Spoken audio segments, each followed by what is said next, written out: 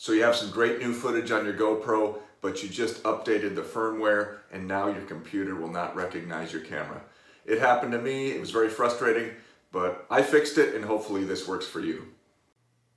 So this happened on my GoPro Hero 8 Black. I don't know if it affected other GoPros, but this is what happened to me. Once I updated the firmware, I could no longer get my computer to recognize the GoPro. So it used to be, whoops, used to be accessible from right here, and it wouldn't show up there.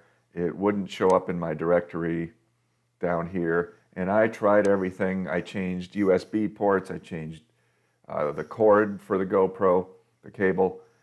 I restarted my computer 32 times. I restarted the camera 64 times. Those are approximate numbers.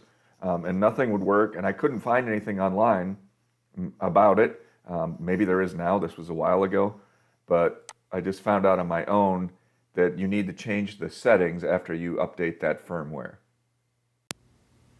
So you'll need to go into your GoPro, open Preferences, click on Connections, USB Connections, and it should say MTP.